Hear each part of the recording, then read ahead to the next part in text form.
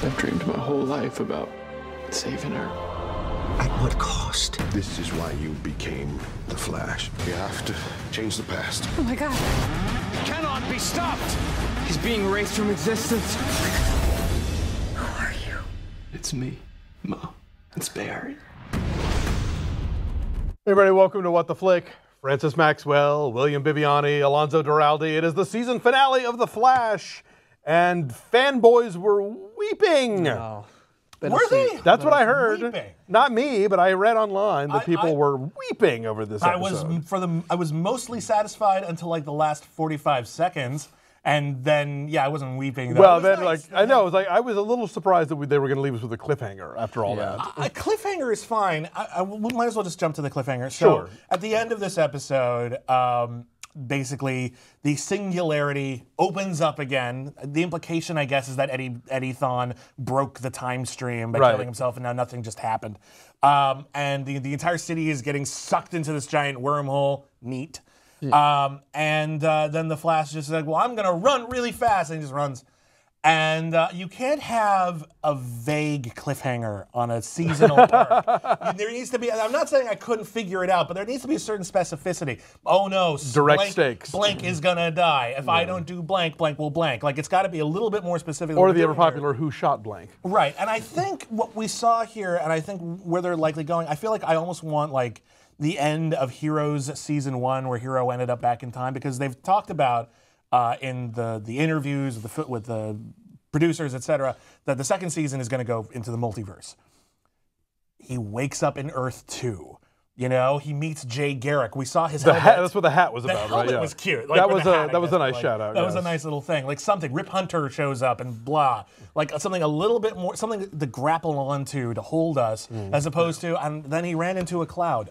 I was left with a bunch of underlying questions, but I didn't really care because I liked the episode that much. But so I mean, if Eddie kills himself, does that not mean that so he doesn't exist? Does that not mean that the Flash shouldn't exist? Thawne doesn't exist. The entire Flash season shouldn't have just happened. Yeah. So I mean, there's so many questions, that's why I think the cliffhanger is for going into the next season, is that the particle accelerator never existed. So, right? So going into the next season, they can take it so many different ways, because they can basically completely disregard that full season and start in a different timeline. Well, I mean, that's why they wrapped a lot of stuff up. That's why Caitlin and Firestorm got married. Sure. Just like we wanted, like, in case we never come back to this, boom. How shitty is "Don't Dream It's Over" for a wedding song? I loved it. I loved that. I was waiting for the throwback. It's a great song, but it's depressing. It's like in the movie Cousins, where they dance to "With or Without You." It's like, no, that's not what the song's about. So it's true, because now I guess Harrison Wells will continue being Harrison Wells. I'm hoping, and so maybe he's coming back. Right. No, but what I'm saying is the Harrison Wells will never get possessed by Eobard Thawne, so now he can still create the particle accelerator on his own. So was he going to create the particle accelerator? Because when did Eobard Thawne take over his body? I thought the whole particle accelerator was going to create the particle accelerator, but it would have taken longer. He would have done it by like 2020. Okay. That's just why the Flash that Eobard Thawne knew was older. Okay. I think that's my understanding. I'm sure someone's already correcting me in the comments. Yeah. I mean, and I have to say, I did text Bibbs at the end. I said, couldn't Eddie just shoot himself in the balls? Which I responded, that ain't living. What's the point at that point? Okay. So, but a lot going down here. So Cisco is Vibe now? Is that the thing? Cisco's been Vibe for a bit, we mentioned that way back. Well, I think that was, what episode was it? We mentioned that. Early on we made the connection, but it's probably a little bit slower than everyone else did. So can you enlighten me on what his superpowers are going to be then? So he vibes stuff. Because he vibrates stuff. He does a lot of vibing. So he has speed powers then, He could potentially have speed powers. He can also, like, earthquake shit, or I think they've used him for like various like sonic stuff as well. Basically anything vibratory. But I don't get how he made the connection just because he remembered what happened in a past timeline? Because literally no one should have been able to do that. Okay, so that's like technically, which bothered me initially. I'm like, how did he do that? So it's kind of like in Twilight. But I get that becoming his power. But how does that power relate to the Vibe power? That's what I was thinking. I think and I'm hazy on this, I'm no scientist, but it was my understanding that one of the theories about like alternate dimensions is that different dimensions vibrate on different frequencies. And that's why we can't interact with them even though they might technically be existing in the exact same space. So he can Which also see comes through up all in the that. new Poltergeist, weirdly enough. Yes, But, and that also might come into play if the Flash goes into the multiverse. Maybe Cisco could be a constant that helps try to bring him home. Like you could do stuff with that. Vibe is, on the other hand, I'm sure he was considered cool when he came out, but very rapidly became a joke character. It's just this character. He has a very dumb costume in a lot of his portrayals. part of the worst iteration of the Justice League of America. Exactly. And if there's someone who can turn it around, it's Cisco, though. That's true. I think it could be really, really He could fun. make that I think character that's great. cool. So, I mean, I liked a lot of the touching scenes. I thought that the scene with him and his mother was, I didn't expect that to happen. I didn't expect him to basically face her death again. No person should have to face their own mother's death twice, but have the choice right in front of him. And then I'm guessing the future Flash told him stop, like, do not do this. Of all the things on this episode, that was the thing that surprised me the most. Yes. Was that there's an older version of the Flash who was like, I know, just don't. Just don't do it. It's better off. Well, I just thought it was crazy that they had gotten that far because last week's episode was, I'm going to trust Captain Cold to help me do this thing. Oh, no, I've been betrayed. And then this week's episode is, Eobard Thawne wants me to do this thing. I'm going to trust him. Yes, it's like, let's see what it no. Here's the thing, and yes, that is annoying, and I get it. On the other hand, for me, I feel like the way they were trying to justify it, and it almost worked. It worked enough that I was willing to let it slide. Is that it is in Eobard Thawne's best interests to let them do this thing that they can see for themselves. The science works. Sure. Yeah. This actually would work in this way. What I don't understand is why they had to let him go. Like, why do we give him a time machine and let him go? We've taken away his powers. Let's just keep him in leave super here jail. and like whatever. And for me, the thing that I thought was most distracting about this episode was Barry discovers, okay, I can go back in time. I could save my mom. And he asks a lot of people for their advice. What do we do? Yeah. No one says, I guess Cisco kind of, but what he really saying is, I want to erase you from existence. I basically want to kill all of you the way you are now and turn you into another version of you that you will never remember. And all of our relationships. I personally would object to that. I would be like, mostly like me. Like, I want me to be me. Even the Wests are like, well, we'll still be friends, I guess. I don't know. It seems so apocalyptic. Yeah. And everyone sort of shrugs it off, and it is a much bigger deal. Yeah. Also, that it's just there's so many dominoes that are just beyond their immediate circle of people. So it seems very like tampering in God's domain, as they say in old sci-fi movies. On a side note, can I? God's domain. On a side note, can I say how thankful I was that when it was predicted that a time machine had to be built, that Eobard Thawne was getting the pieces together whilst it was going on, and we didn't get another Cisco grabbing things from there, like just building a time machine within about 5 minutes. Because then I would think, if you could build a time machine in 5 minutes, surely you could have done this a long time ago. Then Barry could have just went back and done it through the time machine rather than running fast. It was one of the better moments, too. It's just like, I will not help you in any way. We need you to build a time machine.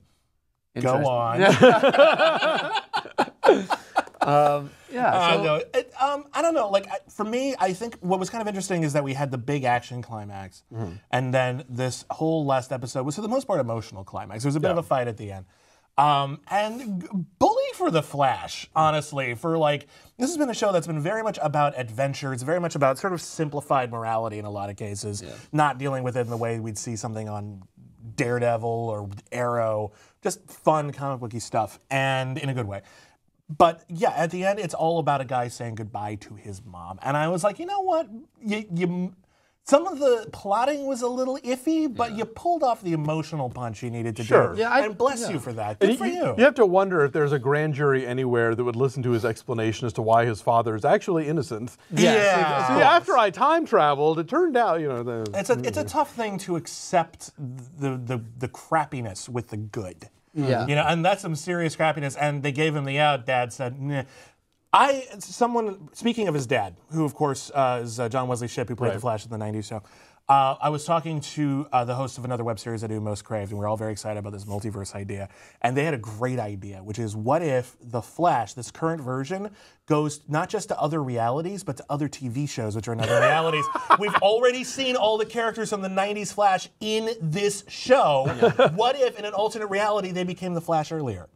So Mark Hamill is now playing. It's still the trickster, right? It's still the trickster. But Barry's dad was the Flash, and that other scientist lady is the other scientist lady. How cool would that be? Why not? At least for confused. one episode. That'd be fun done in one That would be episode. like a super fan service wank, but Yeah. it would be entertaining. And then Like like at the end of the- the season, yeah. all the flashes from the realities band together for something. That'd be neat. I just think that'd be cool. Like the end of the episode, I'm confused, but I still kind of like it. Yeah. Like I can see where it's going. So, big season. What do you guys? I assume we all like it. Yeah, I had my ups and downs. It took me a while to get used to Grant Gustin, but I'm fine. He was supposed to be older, but he got jump started sooner. He's the Flash. I'll take it. You know. I think he came full circle for me as an actor in these scenes. I think every scene he basically nailed it. I did feel his emotion throughout it, and him with the scene with his dad.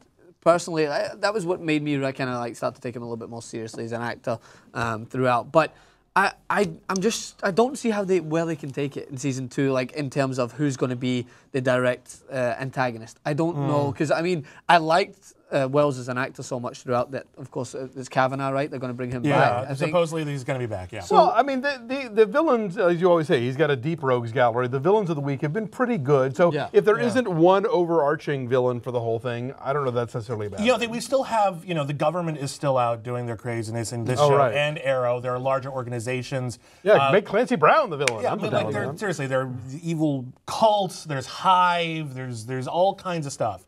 You could throw in this show to become a threat for Barry that isn't another speedster. And I think it could work. It also could not. It's a threat, but I think this show has the potential. Yeah, I think it's but with season 1 is I'm going to try to go into season 2 with as much of an open mind as I can. I just always liked that even when we were drawn into the Monsters of the Week, like in complete difference to what Gotham was, when the Monsters of the Week was kind of the main focus point. When we had the Monsters of the Week, there was still the story of Harrison Wells and Eobard Thawne that we were always interested in seeing. You know what I mean? That was a constant throughout. It was that statutory voice that we needed in this season. So I just want to be...